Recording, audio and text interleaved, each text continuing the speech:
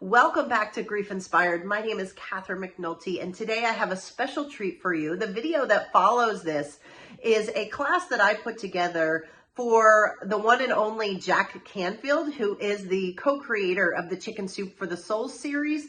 You may have heard of them. They've sold 500 million copies of books. And in this class, we talk about grief and essential oils and how essential oils can really help you through the grief process. So I think you're going to love it. I have a lot of content here. It is a longer video, so you can watch it in segments if you want, but there's a lot of valuable information. So use it. Let me know if you have questions. Let me know what else you need in the comments below. Before you go to that video, please take a second, subscribe to my channel, like this video, and share it with people that you care about. Here's the video.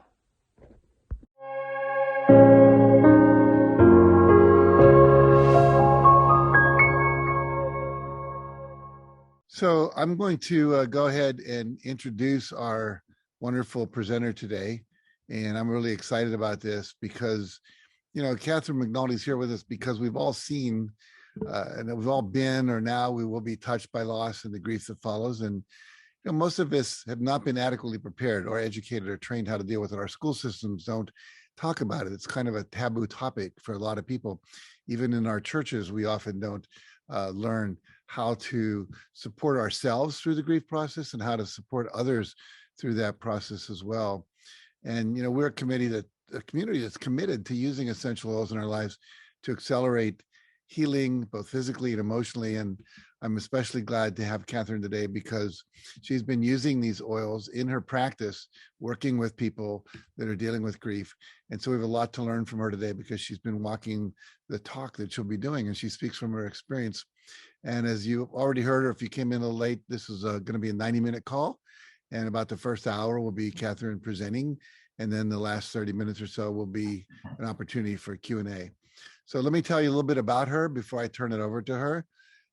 Catherine McNulty describes herself as a grief warrior, having survived the premature death of one of her own young sons. She's also a skilled coach. She's a speaker and an author who is redefining how the world grieves by focusing on the gifts of grief rather than the despair of loss.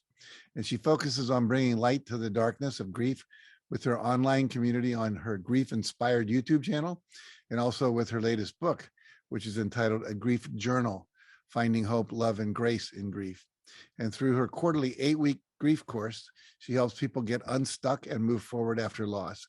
And she uses Young Living essential oils as a key tool to offer support to her clients, help shift their perspectives on loss, and heal more quickly. So I'm really glad to turn this over to you, Catherine. Welcome, and thank you for doing this today. Oh my goodness. Thank you so much, Jack. I am so excited to be here.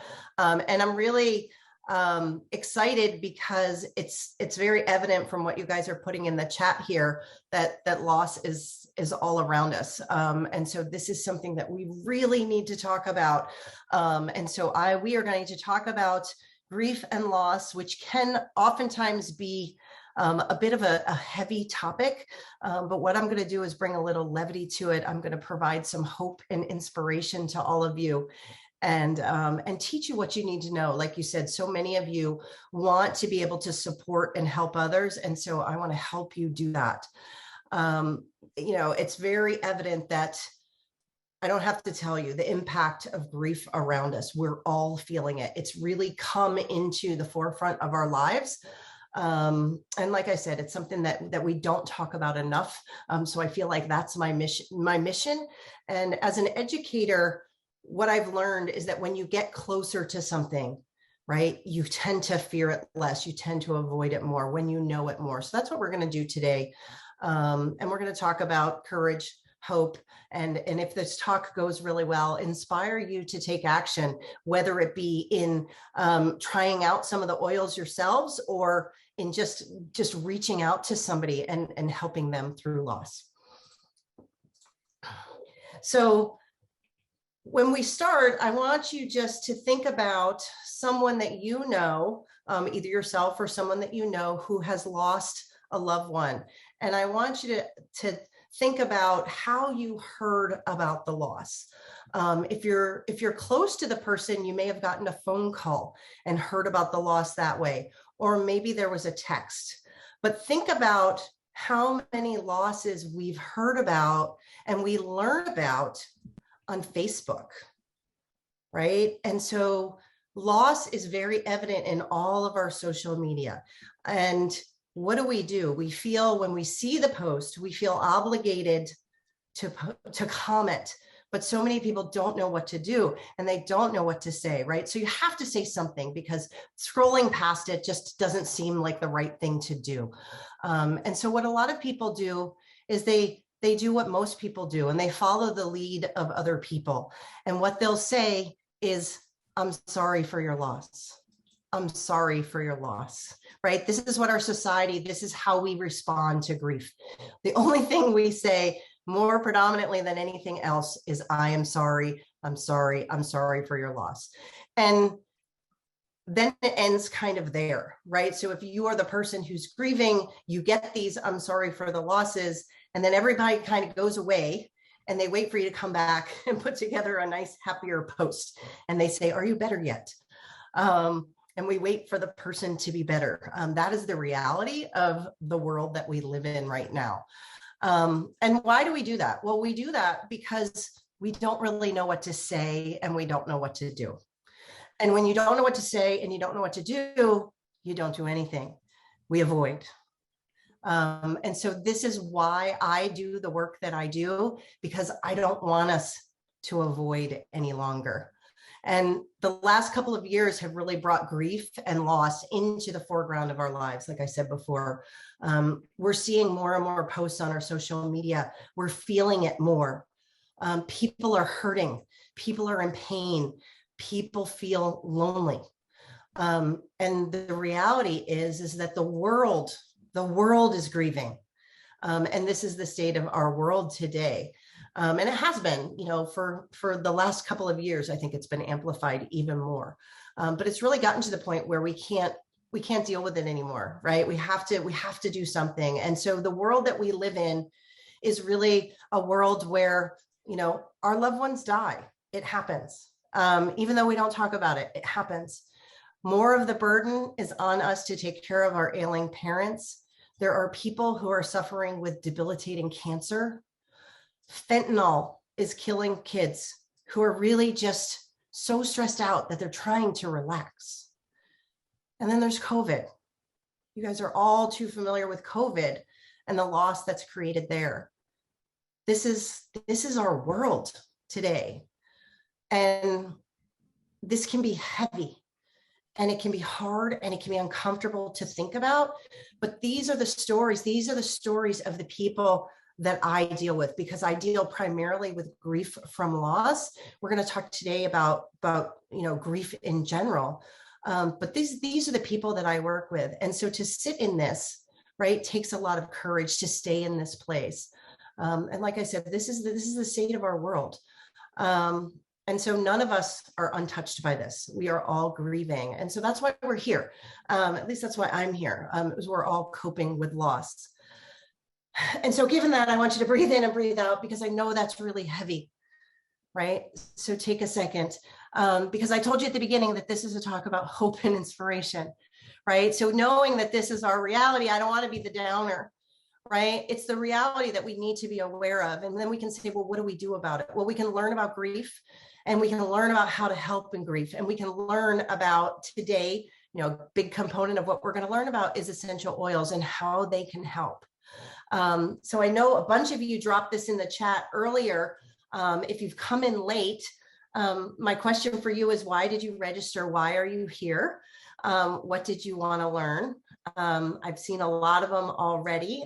If you haven't dropped them in there, go ahead and do that now so that we can hear from you, right? Did somebody invite you? Did somebody make you come?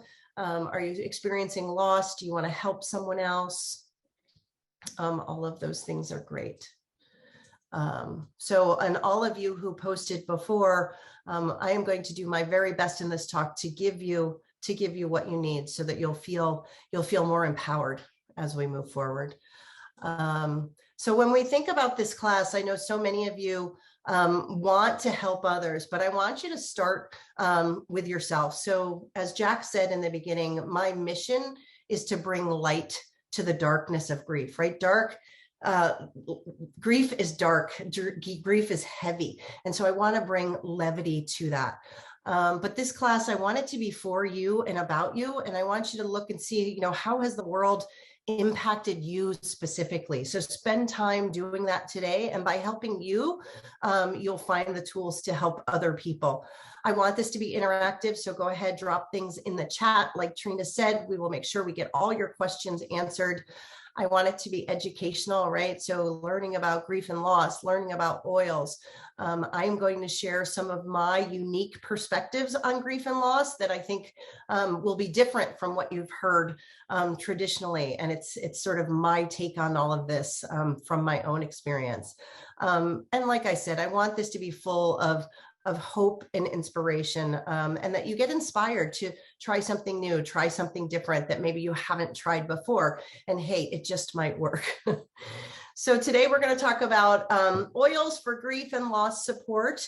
There are so many oils that you can choose. These are the ones that I consider to be my favorites.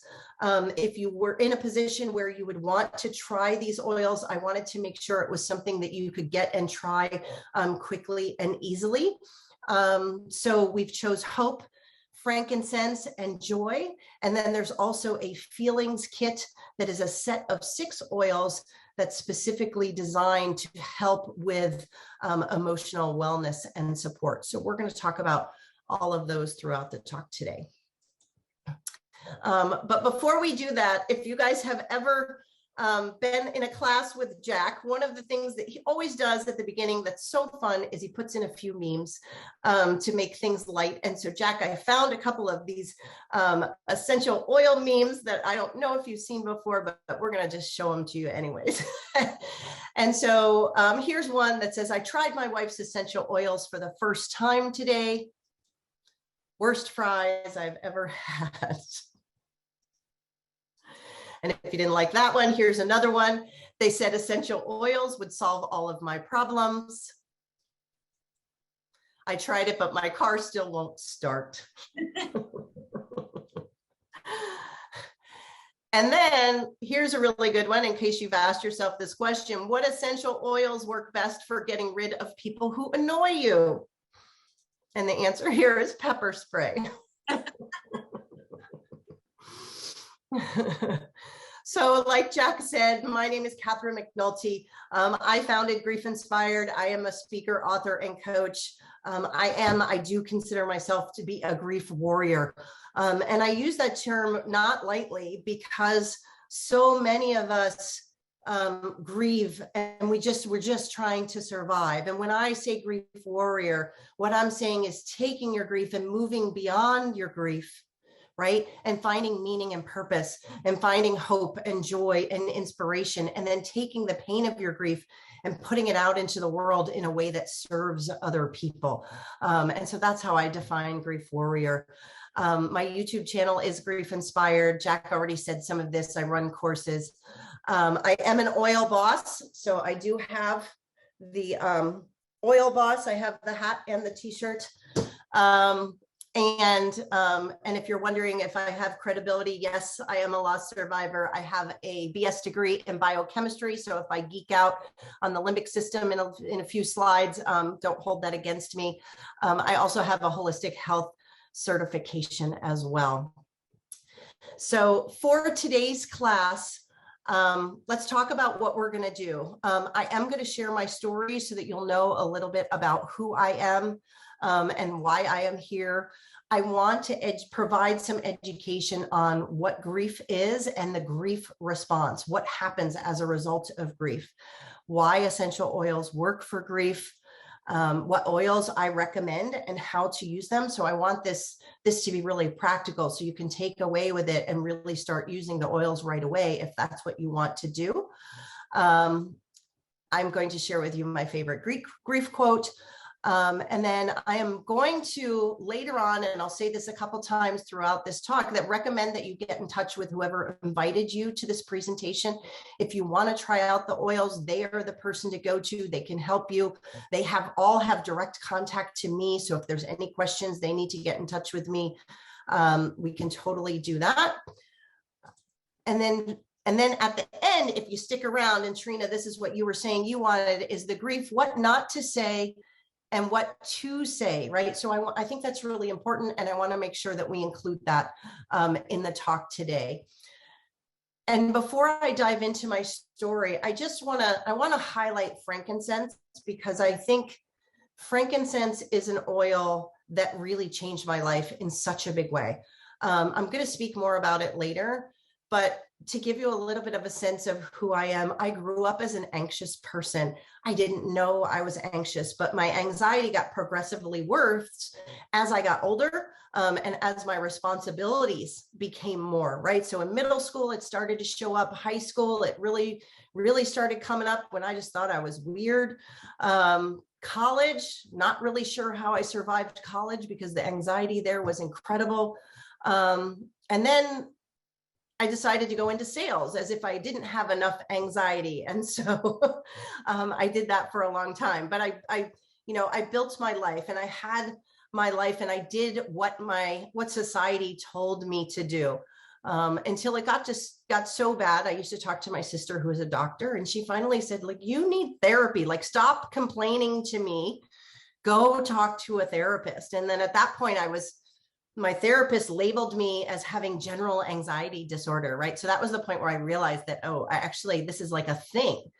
That even made me a little bit more anxious, knowing that I had that label. And I wish that somebody had told me about frankincense all of these years ago, because I wasn't introduced to frankincense until I met the team here with Jack. And that was in 2020. That was only 2 years ago. And I was instantly drawn to it, and it really has changed my life. They told me, I started inhaling it, and I was so drawn to it. And then they're like, well, it's really good for your skin. So I started like putting it on my face, right? So I didn't know what I was doing, but I was lathering it all over me. And then finally, I realized like my anxiety had literally just faded away. And so it really, like, this is life changing for me. And so, I want that for all of you too. But yeah, and so we're gonna dive in, and I'm gonna share with you a little bit about my story. So this is my whole story. You can find on YouTube. You can look for this thumbnail. But what I'm going to do is, while we tell my story, I'm going to come off so that you can actually see my face and hear my story. And I want to keep this short. I don't want to make it too long for you guys. But, my grief story is really one about the times in our lives, right, when life takes you completely out of the game, and you're literally dropped to your knees. And that's what happened to me. And my story is about the amount of change that happened as a result of my loss, and then also the transformation that can occur because of loss, if you know how to find it and if you know where to look for it. So going way back, 2008, I was a late bloomer when it comes to marriage, right? So I was 38 years old by the time I got married. I was hyper focused on my career. I had my degree in biochemistry. Like I said, I was in sales, selling life science instrumentation to biotech pharmaceutical companies. I had a beautiful home. I had an amazing 401k. I had just gotten married. So I had my husband. I even had a dog. And the only thing that was missing was a child. And so I was literally thinking, okay, if I have a baby and I have the family, my life will be perfect, right? Because this is what we're taught. This is what society tells us. And so in July of 2010, I got pregnant for my second time. My first pregnancy had ended in what they call a miscarriage, where the baby just dies in utero. And they went to do an ultrasound and they couldn't find a heartbeat. And they kind of just brushed that off and said, oh, that happens all the time. And I was kind of like, really? Like, no one talks about that. Like, I didn't know. But I didn't realize that that was causing me grief, and that grief was starting there. But at the time, right, I was 39 at this point, right? And so I really wanted to have a baby. So I didn't have time to grieve. I didn't have time to think about it. And then I got pregnant with my second pregnancy. And once I got past a certain number of weeks, that same amount of time, I started to loosen up. I started to be like, okay, like this is going to be okay. And my sister, I mentioned before, she's a doctor, she's a pediatrician. She said, if you can just get past 25 weeks in a pregnancy, a lot of times the pregnancy will be okay. And so I was like, great. I was hyper focused on 25 weeks. Well, I made it to 25 weeks. I had my big old belly because I got really big, really fast. But I was happy and I was proud to be fat at that point. I was proud to have that belly. And I was over the moon excited because I was finally going to have everything that I wanted and my life was going to be perfect. What I didn't know was 2 weeks later, I was going to go into preterm labor. And on December 15th of 2010, my son Jackson Robert was born. He was born 3 months way too soon. He was 2.2 pounds when he was born. So very, very little. He literally fit in the palm of my hand, and my hands are not large. And shortly after birth, he had a pulmonary hemorrhage, which often happens in preterm infants. This is basically when your lungs fill up with blood. So there's a pressure change. It can do damage to the baby's brain.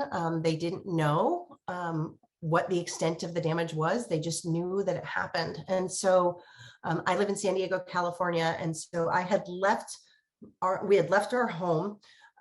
There is the Ronald McDonald House down in San Diego that's literally across the street from the neonatal intensive care unit. So we lived there, and we went back and forth to the hospital for a full month. And it got to the point where, it was very touch and go. And then eventually the doctors took us into a conference room, and they had been finally able to image his brain. They hadn't been able to. Again, this was, 10 years ago. The imaging wasn't quite as good as it is now. And then they told us that they thought that the pulmonary hemorrhage had just caused so much damage to his brain that it was catastrophic, and that there was nothing that we could do. And so there is this amazing organization that, again, these are things like no one knows about, like, because you don't know about these things until you're in them. But there's an organization called Now I Lay Me Down to Sleep. It's a group of these amazing volunteers who take photos. They take photos when they know it's close to the end. So I'll share that with you. So this is, I hope you guys can see this. So this is Jackson Robert. This is my most favorite photo. He looks perfectly fine. This was just 2 days before we removed life support. And those photos, this was the first time I had even seen his face, because he had had a CPAP machine. He had had a ventilator at certain times. So those are so precious to me. And they did those photos, and there was one last hope. They said, we're not sure, because I said, well, we don't want to do anything if we're not sure. And so they said, well, here's what we can do. We can do brain surgery. He had hydrocephalus. And so they said, basically, they can drill a hole in his skull, release some of the fluid, and then image to see how it is. And so we decided to do that. And that did not go well. And he did survive the surgery, but we were able to find out that indeed his brain had really just was not going to recover. And so we did choose to end life support.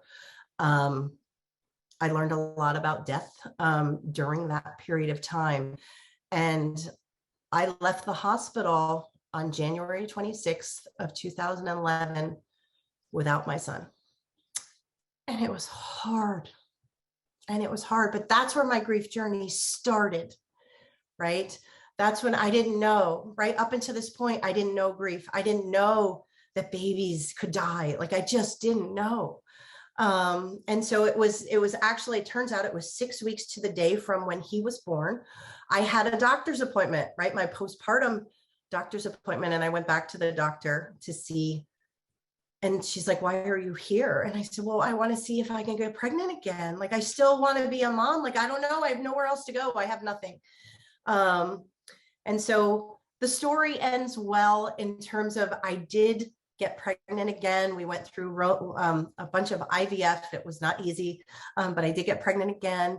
I was on bed rest for the entire pregnancy, scared to death every day that our story was not going to end well again. This would have been for the third time, but sure enough, it did end well. I have a happy, healthy 9-year-old right now. His name is Mason Peter.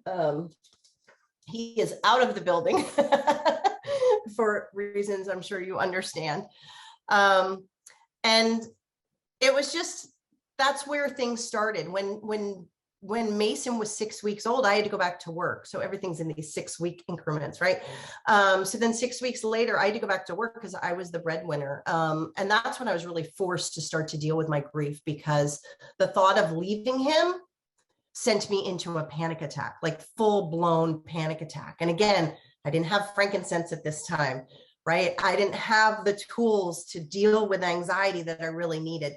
And so it was life-changing, and it made me go look for help. And sometimes we need to go look for help. And I was very blessed to find an amazing therapist to help me. I started leaning more into personal development. I mentioned that, I went and got a holistic health certification because I was worried about what to feed my son, right? Because I wanted him to be uber healthy.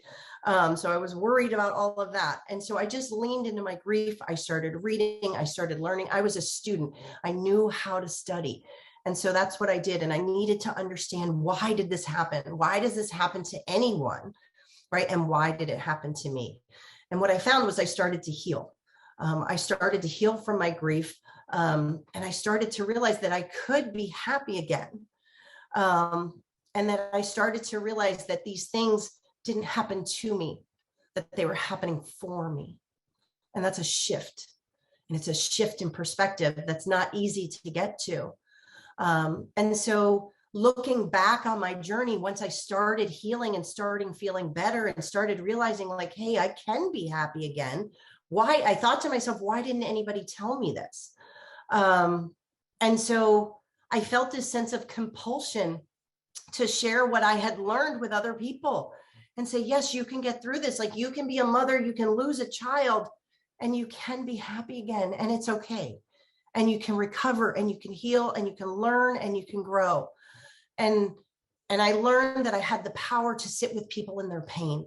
And that I consider to be, for me, it's a God-given gift, because not everybody can sit there, because it's hard and it's uncomfortable and it's messy and it's yucky.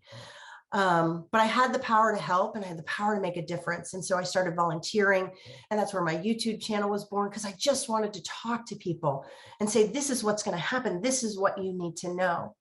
And so my message and my story to everyone now is, like, you can be happy after loss. You can have whatever type of loss it is, right? It doesn't necessarily mean that it's a sentence to be unhappy for the rest of your life. And there's so many people who choose to be unhappy, right? You can choose that. But just as much as you can choose to be unhappy, you can choose to be happy too. And so that's what we work through.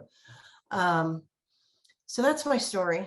That's my story. And that's why I'm here. And it's why things are so, to me, it's so very important, and so much of an important topic. So for all of you, this is not about me, this is about you, right? So can we talk about grief? And I said this is about you and for you, and I want you to think about your grief, right? And what kind of grief are you experiencing right now, right? Oops, I don't know why this is happening. I apologize. Let's just try that one more time. The people we love die. We get divorced. We lose income. We lose expected futures, right? These are all things that we lose, and that whenever we lose these things, we experience in grief. But we can learn about grief, and we can write our next chapter, right? My grief story were only a few chapters in my large story. There were a few sad chapters, right? And when I was in them, I didn't see the other chapters that were ahead, right? But now I have the choice, and I can choose to write new chapters for my life. And you can do the same thing no matter where you are in the grief process. So grief is most often associated with the death of a loved one, but not always. It doesn't have to be. Grief is the emotional response to loss. When we lose anything that we didn't expect to lose, we will be affected emotionally, and we can be challenged by that loss, right? So these are things: loss of a job, loss of friends, right? Loss of our day-to-day life, right? With COVID, right? That was a loss. We lose our pets, we lose people we love. So all of these things are loss. Interesting, the word grief comes from the Anglo-French gref, which means heavy. And when I talk about bringing light to the darkness of grief, right? I want things to be light in the sense of being able to see light in the darkness, but also light in the sense that grief is really heavy. And when you're deep in grief, you feel heavy and weighed down. And so you need things that uplift you and make you feel lighter. And I think the oils can really help with that. And we're going to talk more about that. And for me, grief is a verb, right? In the dictionary, grief is a noun. This is where I put my spin on it. Grief is a verb. Grief is something you do. It's not something that happens to you. And then I just wanted to throw this out there because a lot of people get this word confused. Mourning is the shared outward expression of the loss, right? So it's very, very healthy. We need to do more of it. It makes me happy when people are posting things on Facebook about their losses, about the anniversaries, right? Because this is how we heal. So any outward expression, right? It could be a Facebook post. It could be just the funeral. It could be a memorial. It could be organizing a remembrance walk, whatever it is, giving to a charity based on somebody that you love, whatever that is, that's an outward expression. And that's a healthy thing to do.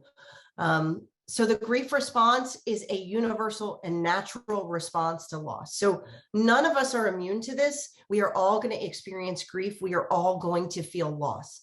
No matter how strong you are, right? It's not a strength thing. It's a natural emotional or natural response to loss. It is a deep and overwhelming and heartfelt sorrow. The thing about grief is that the closer you are to the person or to the event, the more it means to you, the deeper your grief response will be. That's why sometimes if you hear of a distant relative or if you hear of a coworker, you can feel that, right? But it's not the same type of grief response as if you've lost a spouse, a child, a brother or sister, a parent, or, your own divorce, so to speak. So it's the loss of that expected future. Like I said, anything you expect is a loss. It can create a significant amount of change, right? We are creatures of habit. 95% of what we do on a day-to-day basis is habitual and the same.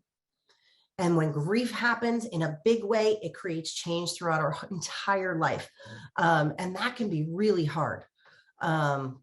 And it can throw us for a loop. And then you add into that a whirlwind of new and unexpected emotions. I have a therapist who jokes when they talk about men, right? Men are allowed to experience 3 emotions: angry, mad, or pissed off, right? Those are the 3 emotions men are allowed to share. And so there's new emotions that come up and people don't know what to do with them because they're like, I've never felt this before. And then we feel guilty for feeling that way. Your grief experience is a unique and individual experience, and you'll hear people say that. But we want to be careful when we say that because yes, it is unique and you will grieve in your own way, but there are enough similarities in grief and that grief response, no matter what type of grief you're experiencing, that we can come together and we can talk about those similarities. Grief is a very lonely experience. And so bringing people together is part of what I do to help share and validate the loss and not feel quite so lonely. And it requires support, right? And so that's part of what we're going to talk about today. So I want to put this up here just because, drop in the chat if you've heard of the 5 stages of grief if you know what those are. People talk about them all of the time. And I feel responsible and compelled to talk about a little bit of a misconception, and maybe it's because it's the grief nerd in me, but I think it's an important distinction. And so to talk about this, you have to talk about this woman. Her name is Elizabeth Kubler-Ross. She is the one who defined this grief cycle, these stages of grief. Her book is called On Death and Dying. And this is really the 5 stages that people talk about if you're grieving. And this is what people go to and what they think at the first response of loss. Now, if you look really closely on the bottom of her book down here, right, it says what the dying have to teach doctors, nurses, clergy, and their own families. So she wrote this book based on her work with people who are suffering from a terminal illness and who they themselves were about to die. And so when you look at this process is very, very linear. You start in denial, you go to anger, and then you bargain, and then there's some depression, and then eventually you accept the loss, right? That is a very typical response for someone who is dying themselves. That's what they go through. This, when we talk about our own grief of someone else's grief or someone else who has died, we're grieving them. That is not the response that's typical. This is a much better interpretation of that. Our grief is all over the place, right? So grief is not this linear process that you just it just gets worse and then you eventually just get better. And that's what people wait for. People wait for you if you're the one who's grieving, like, are you better yet? Are you better yet? And then they look at their watch. Well, it's been a year. Are you better yet? It's been 3 months, 6 months, 9 months. That's the response. And so that's what makes some of this a really isolating experience, and you're all over the place, and we just don't know how to deal with that. But it's why I do what I do.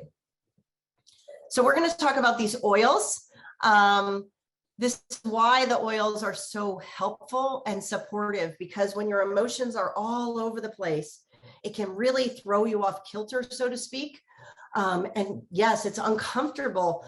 And so using these essential oils can really support you as your emotions are kind of all over the place. And so you can share this with yourself or for anyone that you love. And so I want to start with hope, because in all of the courses that I do, we start with hope, and hope is looking for light in the darkness.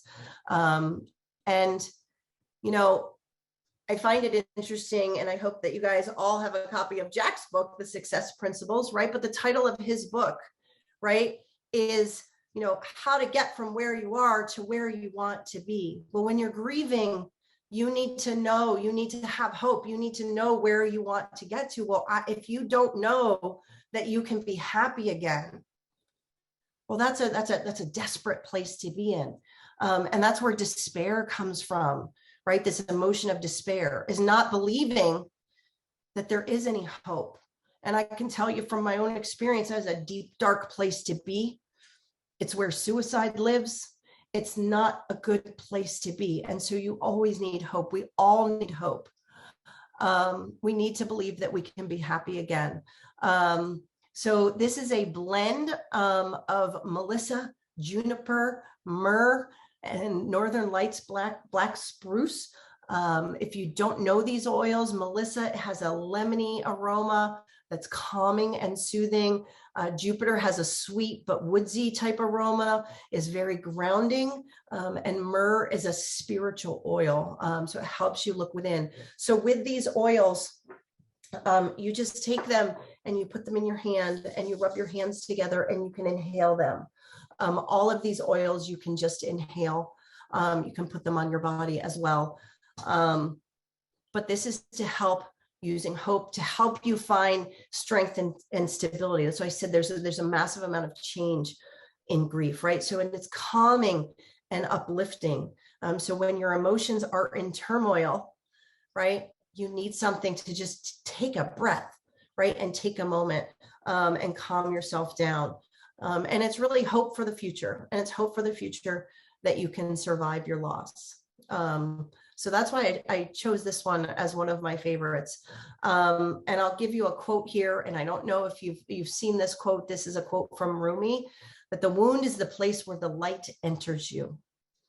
There are times when we need to be broken to let the light in, right? It's kind of like letting things go to make room for something else and letting that light come in. And so that's what happened to me, right? I was literally broken open, but the light did enter, and I was able to find hope. So I want that. I want that for everyone that I come in contact with, that is in the throes of grief. So here's where I get a little bit nerdy. I want to just make sure that you understand why these oils work. I want to talk a little bit about the limbic system. The limbic system is a set of structures in the brain. You can see it here. The limbic system supports different functions in the body, including emotion, behavior, motivation, long-term memory, and also olfaction, which is your sense of smell. And I'm going to point this out in case you haven't noticed, that your nose sits in very close proximity to your brain. So when you inhale the oils, right, they're going directly into your brain. And so that's why they're so effective. So the components of the limbic system are the thalamus. That is the relay station of the brain. So everything goes through the thalamus, and you can see this green section here is the thalamus. The limbic pathways are there, the motor pathways, sensory pathways. So all the information going in and out of your brain has to go through the thalamus. The hypothalamus is what regulates your emotional response. So when you get really angry, when you get really happy, you know that the hypothalamus is pumping out certain hormones. The hippocampus is also involved. That's what indexes and stores your memories, right? So if I tell you right now, think of a memory from when you were little that makes you feel happy, whatever it is that just popped into your mind, right? Your hippocampus was just involved there, right? Because it went into that and it said, okay, let me find one. And then it pulled it back into your consciousness, into the forefront of your brain.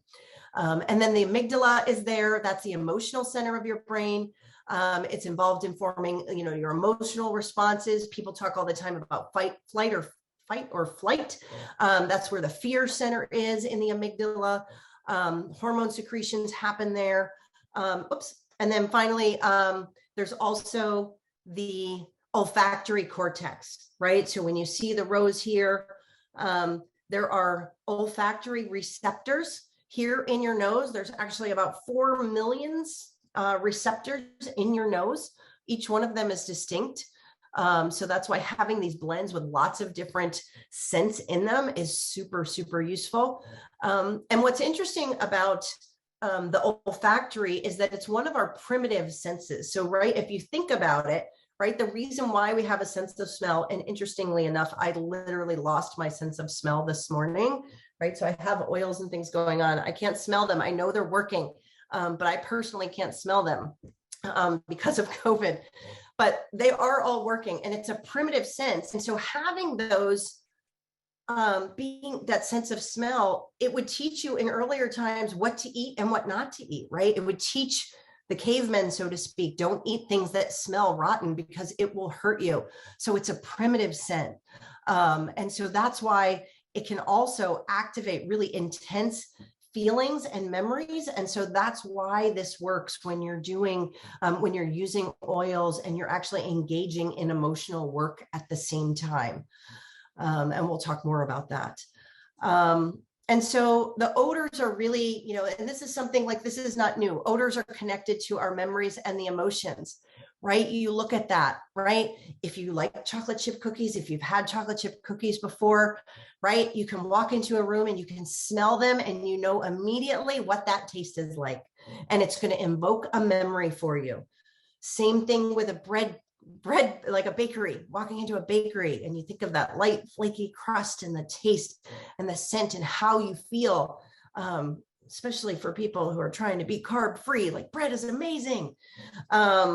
And then also lavender, right? Lavender is the one that everybody knows because it's so calming. And you look, lavender's everywhere. Lavender's in all the cleaning products. It's in our laundry products. You see it everywhere now, because people are noticing that it really, really works. So when we talk about how these oils can be used to help with grief, there's multiple ways, right? They can help you break free from limiting beliefs, right? This is the space that Jack lives in and helps us all with every single day. It's going to help you feel the feelings, right? I have a friend who talks about feel the feelings. Sometimes we don't want to feel, right? We avoid grief because grief is painful. But in order to move past our grief, right, we have to heal.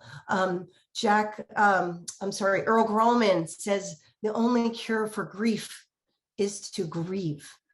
It helps process any unresolved emotions. There were things that these scents can invoke when you smell them. If you're focusing on it, things will come back remember, they're indexed and stored, that can come back up that you didn't even know was something that was maybe an issue for you. And it can bring that up and can help you resolve that. It can help regulate your mood, right? Before this call, right? Everybody knows about valor. I'm going to talk about valor more. We call this liquid courage, right? You can use valor and it uplifts your mood. It regulates your mood. It gives you confidence. So I use that right before we got on here.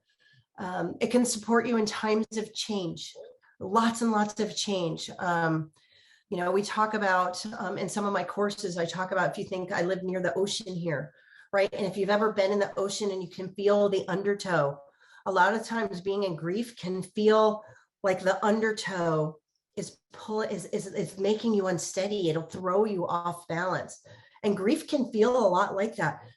Significant times of change. I mean, I think we all felt that during COVID when we didn't know what was going to happen. We still don't know what's going to happen, right? We heard gas prices are going up and I ran out and bought more toilet paper because we don't know what's going to happen, right? These times are like nothing else we've ever been through.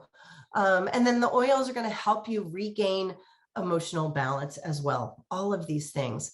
And I want to I just want to point out too, there is a technique that's called the aroma freedom technique by a clinical psychologist. He's the one who developed it. His name is Benjamin Purkis.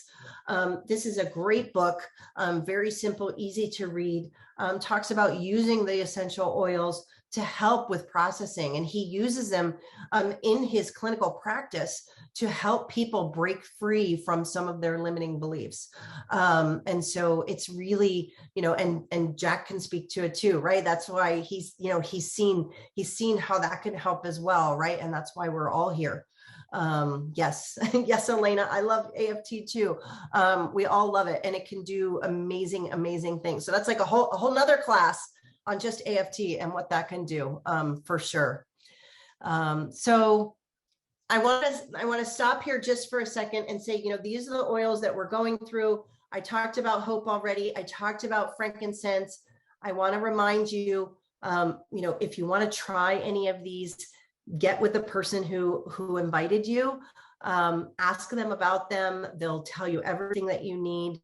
If you need to drop more questions in the chat, do that. And we are going to keep going. So the next one I want to talk about is frankincense. And I talked a little bit about how it was so important to me. But frankincense, I think, is so useful in grief because it's really that support for change, right? I talked about the instability that happens as a result of loss. Grief can make us feel weak and unstable. And for those of us who tend to be perfectionists, tend to want to do things sort of at full tilt, this is something that we don't take a lot of time off from in order to grieve, right? Most employers give you 3 days bereavement, and then they're like, come back to work. And so we're trying to work through our grief, and there's a lot of change there. So frankincense is going to be a good support for that. It is an oil from the resin of the boswellia trees, right? So this is a picture of the resin that's there, right? So a tree has to grow for 8 to 10 years, and then they tap into it a couple of times a year and draw out that resin and then distill it out from there. It's one of the oldest, most ancient oils that's been used in religious ceremonies, right? I'm of Catholic heritage, right? And I go to Catholic mass and there's incense everywhere. And they use frankincense. It has an earthy, honey-like and woodsy aroma. It's, again, very good for grounded and spiritual connection. And for those of you who know what the chakras are, right? When we talk about being grounded and spiritually connected, we're talking about the first chakra, the lowest chakra at the base of your spine.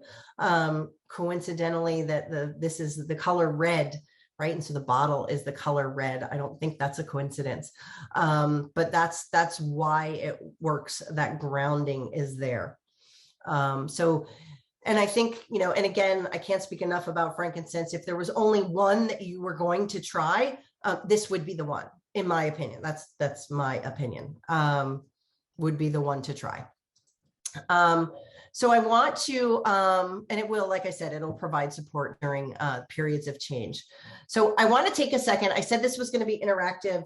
And so I want to do a little exercise. And this is an exercise. This is a part of what I do in, it's the first part in every day of the grief journal that I do. And it's this exercise in observing our emotions, right? So in a minute, I'm going to ask you to close your eyes and just get in touch with how you're generally feeling today. So go ahead and do that now. Just take a second, just close your eyes and observe your emotions, and see what emotions are surfacing. When I want you to pick the predominant one, what happens? It could be happy. It could be, well, I'm a little sad, or I'm a little depressed today. Maybe you're anxious. Maybe you're exhausted. Maybe you're excited like I am. It's the process of just seeing what your emotion is without necessarily judging it. We judge our emotions and we say, oh, I should be feeling better. This is just the process of just observing what it is. And so when you know what that is, go ahead and drop your predominant emotion in the chat. And this is such a great skill to have. I've done this with some people and they've had trouble, right? So in order to be able to choose what oils are going to support you, you need to know how you're feeling. So you have to observe, right? So anxious, reflective, calm, feelings of gratitude, right? Worried, sad about your mom. Yeah. You're peaceful, right? I'm so happy for those of you who are like calm and peaceful, right? That's what I think we all kind of want that. But there's times when we're in overwhelm, right? So many emotions. So just being able to tap into what that emotion is, I think is really, really useful. And then once you know what that emotion is, now you can choose oils to help support you. And we're going to keep talking about that as we go through. So I want to talk about joy and periods of sadness, because this is something that we oftentimes will lose sight of joy when we are grieving, and we get really stuck. We can get stuck in depression. We can become too familiar with being depressed and being sad, and just get used to being sad. It becomes what's familiar. So this is a floral and citrus blend. Joy it has lots of rose in it, among those other scents that are in there. It is the highest energetic oil. It's at 320 megahertz. It's one of the reasons why I love it. It will increase your energetic vibration and foster self-love. So what does that mean? So we are vibrational beings, right? Everything vibrates. And think about the last time when you can actually be in a room with other people, right? When somebody walks in the room, there's always that person who really like changes the entire energy of the room, right? They can raise the vibration because they have this amazing positive energy, right? That's what I'm talking about, and the reverse of that is true, right? Think of someone who, when you're around them, they physically drain you, right? They pull the energy out of you. The person that you're thinking of right now, that person has lower energy, so you could get them some joy. Right? And so the oils can help raise your energetic vibration. It is positive energy in the bottle. And I just put this up in here. All the essential oils, if you're interested, do have a certain frequency. I highlighted rose here. That's why this little box was here, of the 320 hertz. And so this is just available on the web if you want to look into this more deeply. But it's very, very true that the energetic vibrations can very much make a difference. And I have a story about joy. I learned about joy actually from Jack when he started talking about it. And, he was talking about, he's like, hey, I just take this joy, and he's got it in a roller bottle like this, right? And he was just saying, I just take joy and I roll it on my heart. I roll it on my heart every day, and I start my day that way. And so I'm like, hey, I have to try this oil, right? If Jack's using it, I must be, I got to try it. And so I tried the oil, and for me, I didn't like it. And I was like, well, this is really interesting. Like this is Jack Canfield saying like, this oil is amazing. And I'm like, aha. And so what we also learned in the course that we were taking when he was teaching us about the oils is that sometimes when you have an aversion to an oil, that might mean something. And maybe it means that you need it or need something about it. And when I think back now on the timing, right? So this was in 2020. I had finalized my divorce in late 2019, but I certainly had not finalized the emotional repercussions of the grief that resulted from that. And I think I was in a place where I wasn't really happy because I was still in the grief from my divorce. Now I kept using it because, well, hell, I bought the bottle, and I'm like, so I kept using it, and now it's really become one of my favorites again. And I use it, honestly, I use it as perfume. Anytime I'm going anywhere where I'm going to be with people and I want to raise my energetic vibration, I just put on joy. And so joy can really help, especially during periods of sadness. So it's really, a supportive oil to keep using over time during, and there can be very long periods of sadness that are normal and typical as part of grief. So far, I know that this is something that, you may want to have here, right? So being able to compare, what's the oil and then what's the emotion that I should use, right? So I'm pairing these up for you. So far, we've done hope with despair. We've talked about frankincense and help with fear of change. It also helps with anger. We're going to talk about that more too. And then joy to help with sadness. And I want to just mention, I'm going to start going into the feelings kit. This is what the feelings kit looks like. It has 6 different oils. What I like about this kit is, it's one thing that you can purchase if you wanted to try them specific for this. It's a great gift to give to someone who is grieving. If you don't know what to do, get with your person, and there is a protocol to use that we can give you. That really it's just directions, and you just follow the directions, and it will really, really help. So these I'm going to talk about the 6 oils individually, but they do come in one package. So if you want to use them that way, then, that's a good way to do it too. And so that's why I thought that would be a relevant one to talk about. And I want to start with forgiveness, because forgiveness has this, it is the antidote for guilt, and it has this comforting aroma with, citrus notes to it. It facilitates peace, grace, and ease. And for all of you who are in here saying like how peaceful you feel, well, it took me a long time to get to. I feel like I'm pretty peaceful now, but it took me a lot of years. I mean, keep in mind all of the anxiety that I had. I just wanted to be. I used to take some personal development courses, those landmark courses from like 100 years ago. I don't even know if they're still going on, right? But I coined the term. I wanted to be the princess of peace. Like I was dying for peace because I was so anxious and I was so overwhelmed all of the time. And you can't be at peace and be riddled with guilt because of loss at the same time. And so forgiveness is the antidote for guilt. And guilt is really when someone loses someone close to them, guilt is really the predominant emotion that people have the most trouble with. It's the thing that comes up and they feel guilty and it plagues them and they don't know what to do with it.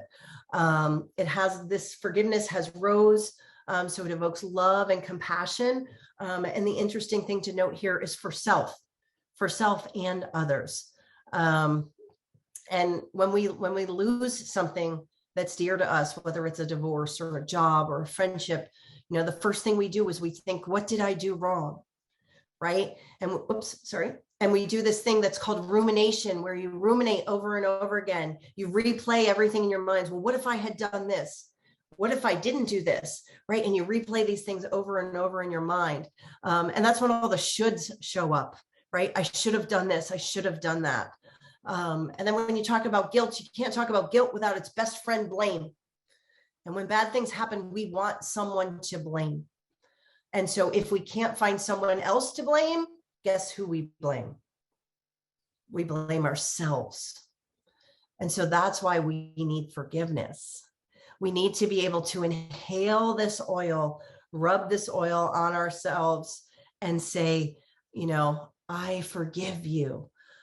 So forgiveness, when we talk about that, we talk about, all these amazing scents that are a part of it. Again, it's a blend of all of these oils. And you can rub forgiveness on, going back to the chakras again. Your third chakra is the one right here at the core. When you feel guilty, it's like being kicked in the stomach. That's where it lands, because that's where your power center is, right? You feel powerless because you feel guilty. And so using forgiveness is a way to take your power back, right? And I found this quote: forgiving yourself is as important as forgiving others. Guilt is toxic. Reliving your mistake over and over. Love yourself, forgive yourself. I think the biggest thing we need right now is to forgive ourselves for what we did or didn't do. And we need that. We need that in this world, and forgiveness can help with that. So that's why I love forgiveness. And then you also need harmony. So harmony is the next oil in the kit. It supports life balance. Harmony is defined as a state of balance among forces influencing and even opposing one another, right? So influencing and opposing one another. So harmony is a blend of 17 oils. It balances the sympathetic nervous system, right? So we talked about the amygdala and the fight or flight, right? You need this balance when you are grieving. It creates creativity and confidence. And, when we talk about confidence here, it can help you obviously in other areas. When we relate it to grief, confidence and courage can be very interchangeable. You need confidence that you can get through this. Sometimes you just need confidence to get through the day, right? You need confidence just to get out of bed in the morning. And so this is an oil that can help with that on the times when you start to dip low. You rub it on, any of the energy centers in the feelings kit with the protocol. It says to rub it on all of them, right? To sort of balance everything out. You can also rub it on the crown of your head up here. And so many of my clients, when I talk to them and they're going through a heavy grief process, they'll say I don't feel like myself, right? You lose this sense of self, of who you were because of all of this change. And they say, I thought I was going crazy. I'm like, I must be going crazy because I don't know what's going on with me. I can't think straight. I can't function straight. I'm like all discombobulated. I have all these emotions going on. So this harmony is really going to help balance you all out. And it helps in terms of this whole process, right? All of these emotions and coming to terms with the fact that these emotions are okay, right? Feeling the emotions, there are no negative emotions, only what you do with them. And so being able to come to terms with like, yes, I just, when we go back to observing our feelings like we did earlier, like sometimes you're just going to be depressed. Of course you're going to be depressed. You're grieving, right? So being okay with what those feelings are, and being able to experience them without being able to change them, but maintain life balance is where I see harmony really coming into play. Right, Trina, yes, it's okay to have emotions. Sometimes we think it's not okay to have emotions. Right, Caroline, yeah, when you're in the position where you want to do anything, you would do anything to help. I'm so with you. I'm so with you. And that takes us to inner child. Now this is where you do serious work. This is an oil that is not for the faint of heart. You want to use inner child when you are ready to do the work. Because one of the things that has really become very prevalent is that when you have trauma in your life before grief, right? Or anything that you consider to be traumatic, right? So it's really just what you consider to be traumatic, any type of trauma. When you go through the grief process, it comes right back up. And it amplifies anything that was unresolved before you're grieving. And so oftentimes that grief will open up wounds and keep us raw. So I love everything about this oil. The scents are amazing. It allows you to reconnect with your inner self, provide inner reflection. And the interesting one about this is you put a drop on your thumb, and you put your thumb, even as silly as it feels, on the roof of their mouth. Please no one take a screenshot of that. But that's what it looks like. And it's a beautiful, beautiful smell. And it will help with shame, guilt, and regret. So one more exercise real quick, and then we're going to talk about present time. Actually I have two exercises. And we're going to talk about present time, but just, as we're doing this, right, here's a question for you. Are you truly present in what we're doing here today, right? Since we started this, have you been 100% focused on this class, right? And at any time, were you thinking about things that had already happened or things that are going to happen, right? And this is not a judgment. It's not a judgment. It's that this is how we are, right? We all need to feel more presence, right? Be present. And so that's what present time does. Helps with mindfulness and gratitude. It has a uplifting aroma for living in the moment, feeling empowered.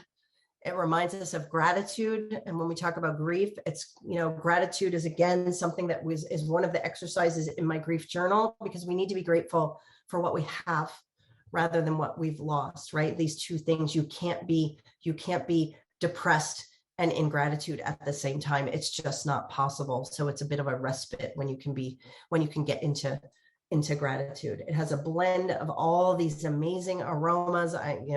When they figure out how to do smell-o-vision here on Zoom, that will be amazing. And this one you apply to your thymus gland, which is right here in the center of your chest, just between your heart and your throat is where your thymus gland lives.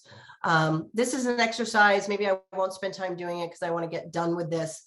But it's really just taking time, to be grateful for the things that we have in our life. And do you have a gratitude practice, right? So every day I recommend writing down 3 things that you're grateful for. And so reviewing some of these oils here again are all the ones that we've gone through with the associated emotions that they support. Again, if you want to use any of these, talk to your person who invited you here. I highly recommend all of these. The last one here, last 2 are release and then valor.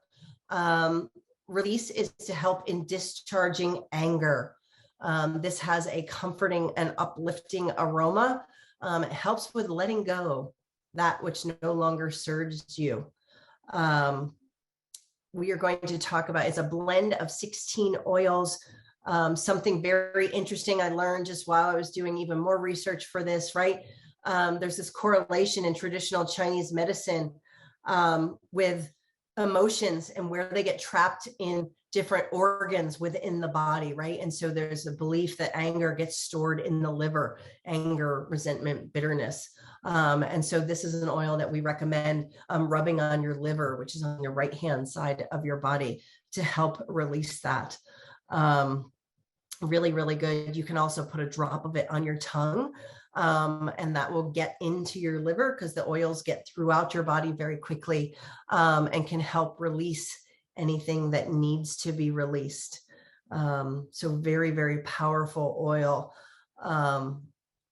And when it comes to grief, anger is one of the emotions. People think anger is a bad emotion. Anger is not a bad emotion. Anger is a very acceptable emotion, particularly when you're grieving. You can watch one of my YouTube videos where I pound things with a baseball bat. It's kind of fun to release the anger in a healthy way. But here's something that is one of my favorite quotes, right? The reality is that if you hold on to anger, it will hurt your body physically. It will only hurt you. So holding on to anger is like drinking poison and expecting the other person to die, right? So anger is something that you need to learn to release. You need to learn to let go, because otherwise it will cause other problems in your body. So release is an oil that is so critical to this whole process. And then finally, last one is valor. And I hope that you're finding these all useful. These oils you can get individually. You can get, like I said, the feelings kit. But I use valor not only for courage, but for support for depression. It is a blend as well, promotes courage and confidence during times of change. And depression is usually the longest emotion that's experienced as part of the grief process. We can stay depressed. I personally was in a depression for probably almost 2 years before I got out of it, before I learned that I could get out of it. And it becomes very familiar to us. So this is an oil that balances energies to increase oxygen to the pineal gland. And if you're wondering where it is, it's right here, this little red dot in the center of the brain. Remember, we talked about this being like the thalamus and the relay center here. The pineal gland is right there. And interestingly, that is the gland that produces melatonin that helps us with sleep. So often people who are depressed have trouble sleeping, and it makes it even worse. So valor, although we use it for confidence all of the time, it's very used for that. Rolling it on your feet at night, particularly when you're depressed, will really help with melatonin production and help you get a better night's sleep. And you can actually heal better when you can sleep.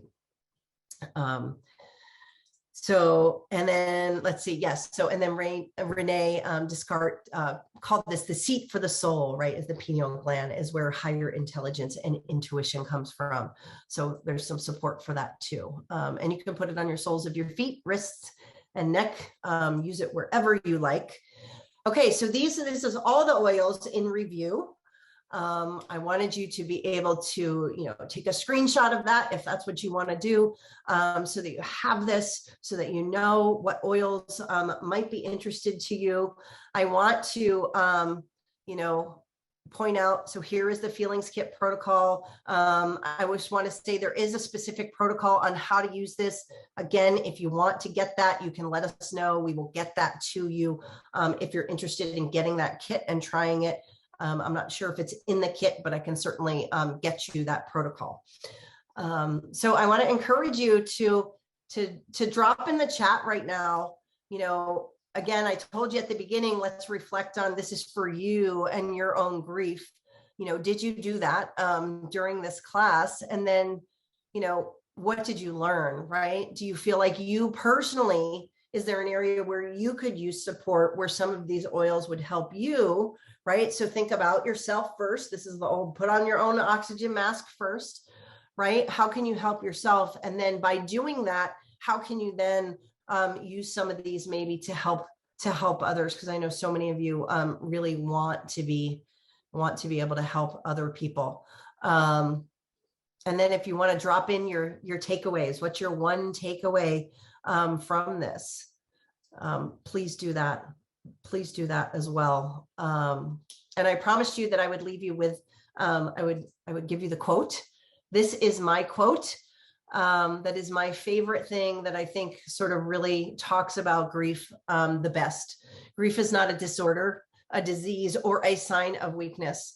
It is an emotional, physical, and spiritual necessity, the price we pay for love.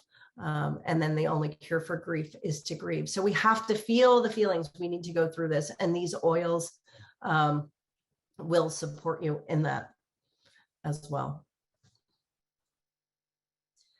So I think maybe we should stop there. I want to make sure we have time for questions, Jack and Trina. I did have 2 slides on sort of what to say and what not to say. I could just put them up for people to see, but I want to make sure that we have time for questions as well. I would throw them up. Go ahead and put them up. Okay. Oops, sorry. So things not to say, right? Don't ask people how they are. Don't start a sentence with anything that says you should do this. Please don't tell them you should try the oils because they are going to help you. What you could say is like, hey, I know this might help, right? Maybe you want to try this. Anything that says at least, anything, God has a plan. Those of us who, call ourselves Christians sometimes say the worst things to people when they're grieving. Please don't say he or she's in a better place right now. These are all the things not to say, right? Don't minimize grief.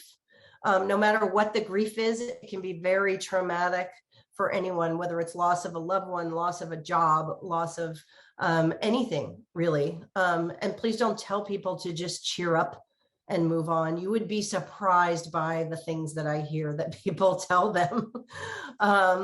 And then don't go and tell them that these oils are going to solve all your problems, right? They will be very supportive, right? And there isn't a stronger proponent of the oils than me. But again, use them for what they are. It's not a substitute for doing the work and talking through grief. Whoops. And some of these are out of order. Things that you can do, show up and listen, right? You don't actually have to do anything. You really just need to be with them, right? Sit with them, try to stay in their pain and try to just get a sense of what they might be going through. You can say things like, I can't possibly know how you feel, but I want you to know that I care and I'm here. People want to talk about people that they've lost. So if you're talking about someone who's had a loss, bring up that person's name, talk about them, tell them the things that you remember about them. Tell them the things that you love, the things that make you laugh, the things that remind you of them, remind them of the good qualities, right? So it's not so focused on, all just the pain. Right. So you can say things like, oh, I'm so sorry. I remember how wonderful they were. I remember how they did this. I knew that this was so important to them. And then you can buy them oils, right? And you can share the oils with them. You can buy them oils and you can say, hey, you might want to try this, right? This is something that I was listening to this woman, Catherine, and she said they really work and it can help. You might want to try it. I got it for you because I didn't know what else to do. And I really hope that this helps you. And so really just coming from the heart and being truthful and caring, I think is the biggest thing, to do. Thank you so much for sharing this. You're so welcome. This was fabulous. Jack, you want to talk for a minute to Catherine? I'm going to look through and see if there's any questions. If you do have a question, anyone, please just raise your hand and then we can go through and call on you. Use the reaction button at the lower right-hand side of your screen on most of your computers and just punch on that and we'll see a hand. Oh, there looks like Ellie has one. Go ahead, Ellie. Unmute yourself. Oh, hi, guys. That was beautiful. Thank you. That was super, super good information.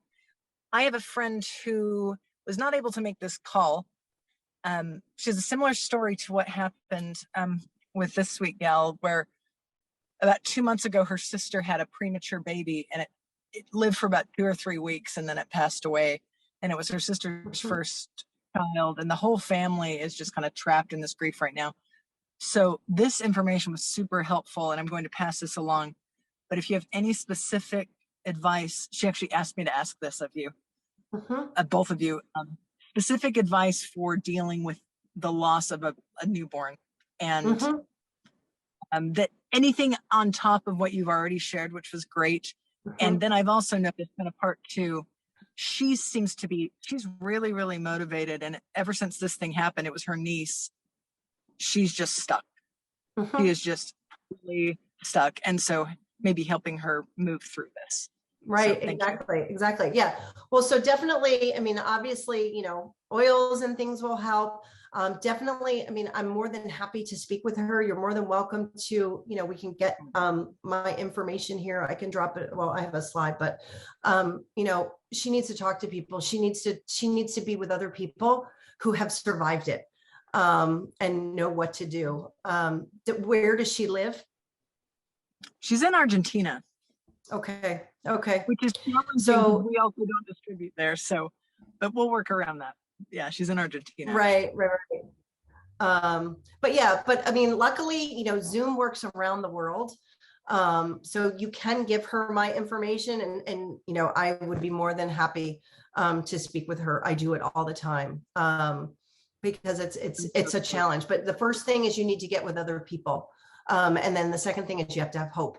You need to believe that you can get through this. And she needs to know that other people have, right? And so I want to be that for her, right? So you could point her to sort of my lost story on YouTube and share that with her. And that's, again, YouTube, you can get pretty much anywhere in the world, right? So that might be help. And that would be a way, she could communicate with me as well. And for all of you, because I don't want to leave anybody sort of unresolved or anything. My email is griefeinspired@gmail.com. So you are more than welcome to email me directly if I can be of any help. That's so kind. Laura, thank you. looks like you're up next. Okay, I think you can hear me now. Thank you so much for this presentation. I've learned a lot. I am honestly very new, with Young Living. Right before you started the presentation, I received a call, and I live very close to Uvalde, Texas, where this tragedy happened. This morning, the husband of one of the teachers that was killed had a massive heart attack and passed away. So the sister of the teacher's sister is the one now in charge of the 4 children that they left behind. Wow. So they called me wanting to know if I, to see if I could support them in any way that they might be calling me.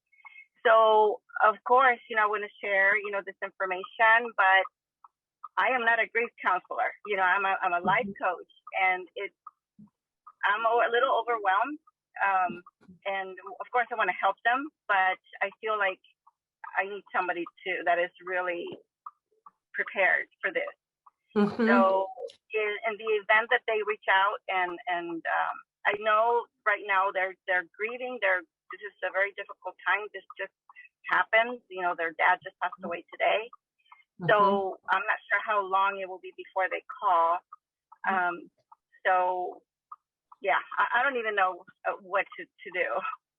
Right, exactly. Well, first thing, for you in terms of what you can do is just reach out and let them know that you're there, right? And just let them know that you care, however you want to do that, right? Some people are comfortable calling. They may or not be answering the phone, right? Depending on how close you are to them. You can send text messages. You can you want to do that at a regular interval, right? You don't want to necessarily, you don't want to bombard them, right? Because right now they're in shock, right? This beginning period is we're in shock. Your brain is designed to protect you from things like this, right? And so that's where shock comes in. So it's going to take them time to start to process all of it. And so just being there, right? And then providing them with whatever resources, right? This is why, I create the grief journal, and I just tell people, well, just give it to them and say, use this when you're ready, right? You might not be ready now, but it sits somewhere, and then eventually they pick it up and they find it. That's why I create the YouTube videos, so that people have a place to go, but definitely any type of support for them, because it's, and and particularly with kids, depending on how old they are, right? You need to be able to communicate with them. Sometimes people try to shelter children by not talking about it and trying to be strong. And that's the opposite of what you want to do, is that children need to learn how to grieve too. We need to see grief in the world. And so it's okay to grieve. And it's okay to be sad. And so, yeah. And for you personally, it's leaning into that helpless feeling that you're feeling right now, that feeling of like, I want to do something and I don't know what to do. Be there and be okay with that, and just be there. And that is the biggest gift that you can give to them. Thank you. And let them Thank know you that you're still there. for your words. No, And is this going to be like recorded that we can access it again to review again?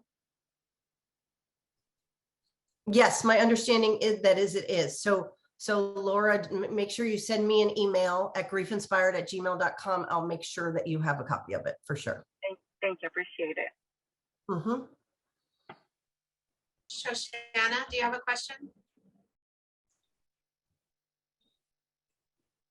I'm pretty fascinated with the oils. I got involved a couple of years ago when my father passed away, total angel, and it was like medical errors. And what I noticed is, I'm kind of a very optimistic person, very connected usually, and I was going through this little cycle, but I noticed the rumination just stopped in its tracks.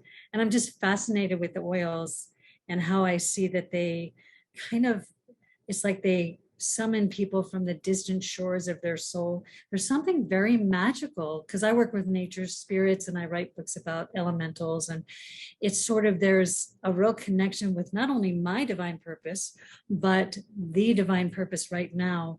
So I feel like the oils just sort of sync us with the rhythms, all of the sun, and it's like flowers and just medicine, and it's really beautiful. But I have to notice there's something extraordinary happening here with these oils, with bringing us all into this entrainment with our higher energies, our soul purpose, and that more spiral kind of synchronistic energy, and what's happening on the planet, how we're all being called to step into ourselves in a bigger way. And so this is actually a question for Jack.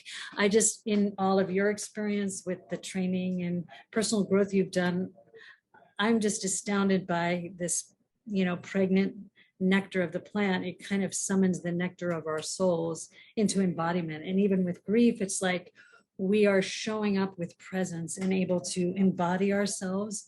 And I feel like it also brings harmony with the different parts of ourselves, like our, physical body, because the human body, when you're going through grief, it's like the cells are mourning. It's such a big thing that just brings you to your knees. So I'm just so excited about what these oils can do and how they're calling each of us in these very pivotal times. So if you have anything to say about that, I'd love to hear it. Yeah, I would just say one thing briefly, because we're at a time when we should stop soon. But I think, I had a shaman in the rainforest, I think it was 2 years ago, share something with me. He said, all plants, whether it's plant medicine that people are doing these days, or the essential oils we're doing, or eating organic food, etc., it puts us in touch with the vibration of nature.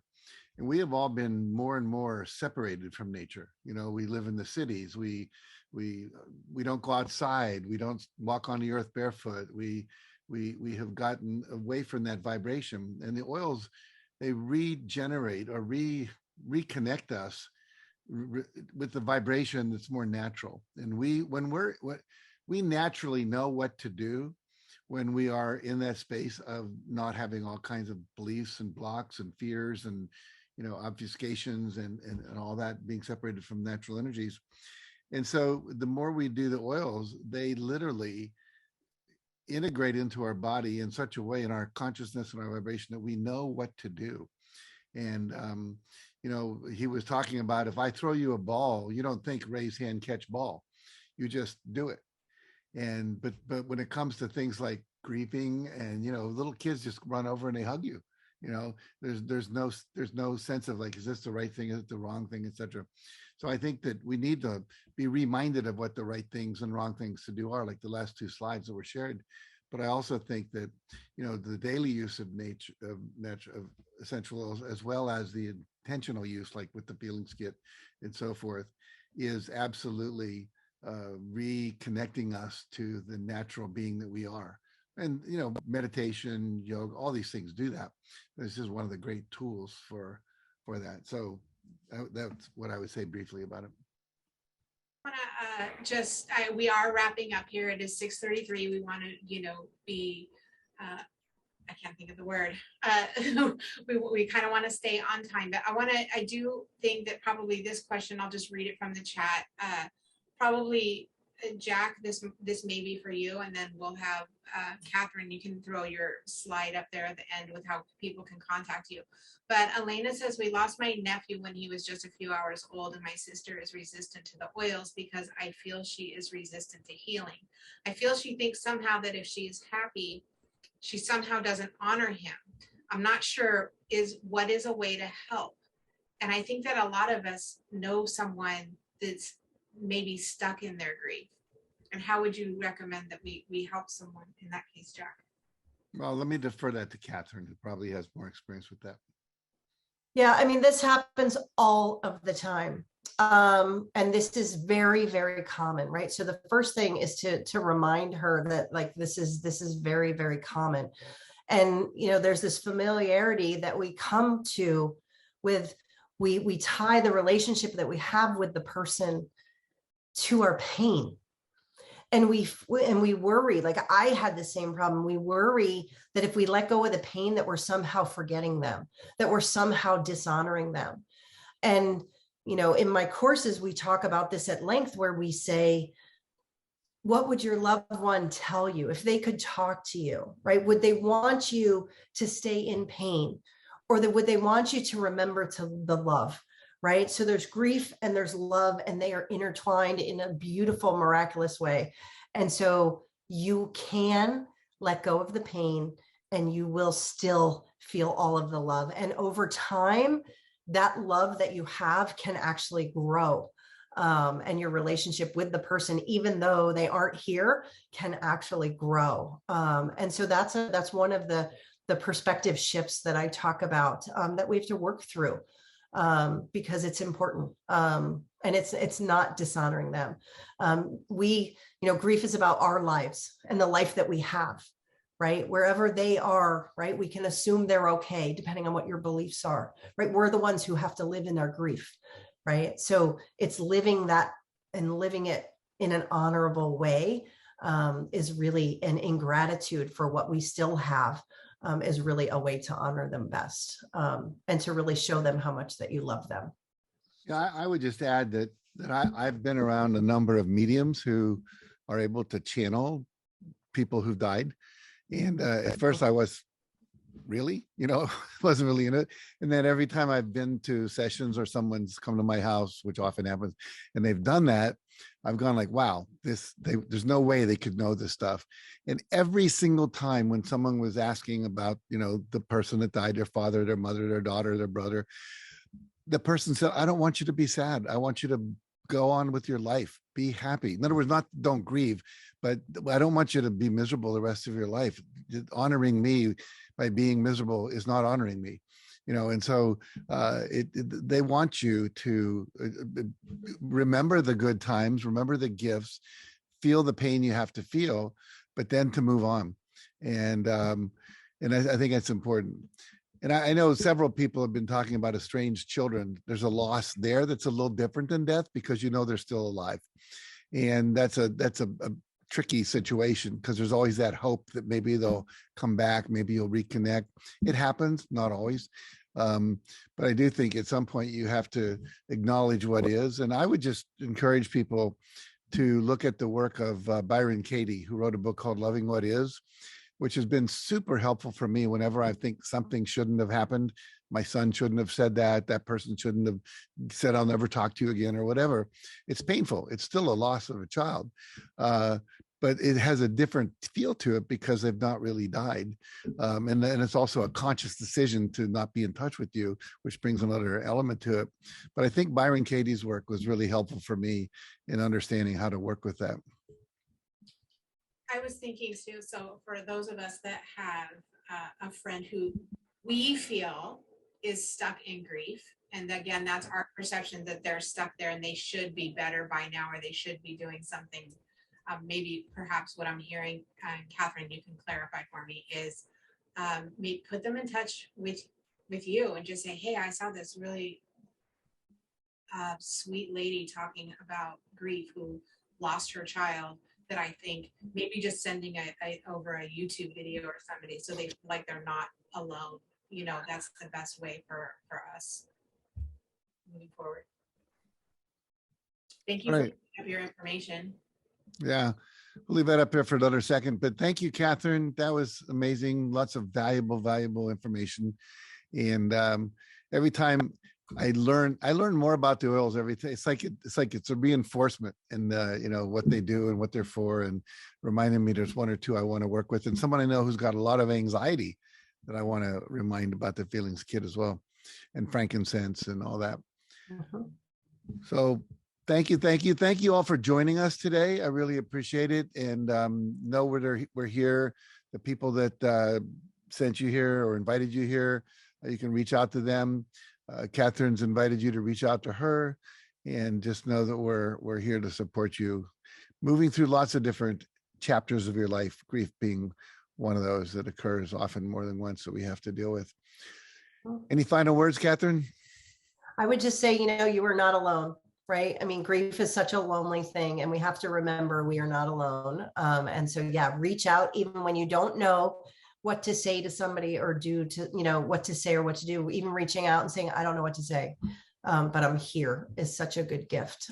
So yeah, so it's all about connectedness. And that's what this world needs more of. So thank you for the opportunity for me to share this message. I so very much appreciate it. Well, thanks for doing it. All right, everybody, we'll see you soon at other events that we have and other meetings, and keep watching.